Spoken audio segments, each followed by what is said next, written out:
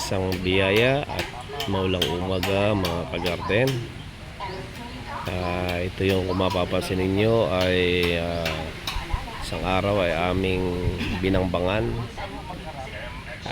Ngayon ay aming itinatayo isa-isa. Medyo nga lang maliwag trabahunin gawa ng isa-isa para maski manok o ano hindi makakalusot. Lalagay ito ng gate. Ayan po. At aming ng unting inaayos. Shout out sa iyo, Bok. Bok, kaway-kaway. Shout out kay Bok. Saka si Bay. Ayan. Sila po ang aking katulong dito, katuwang sasaayos itong mga aking halamanan. Ito ay ilalagay hanggang doon sa may gate. Ayan. Yung tilang yan. Hanggang dito sa may gate. Iwawais dito, aha. Iwawais yan. Dito sa may niyog. Ay, hindi ba ganito ang daga sa gilid? Oo nga. Ay, sa gilid pala, sa gilid. Sa gilid mo, papagalid mo. Oo, sa gilid. Sa gilid.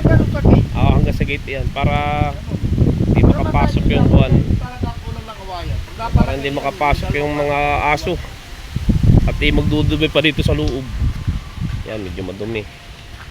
Talaga namang dito po ay pagka mahangin sa dami ng puno ay di ito ang kuwan. Problema. So, kailangan ko pa rin bambang bambang ko. Hindi bala. Tatabunan ko ng grabat buhangin. Ayan po. Unti-unti. Dito sa amin utay-utay ay maisaayos. Hindi man gano'n kaganda. Ay kasi sa akin parati ko sinasabi, pag ang puso mo ay nasa paghahalaman ay di iyon ang walang kabayaran na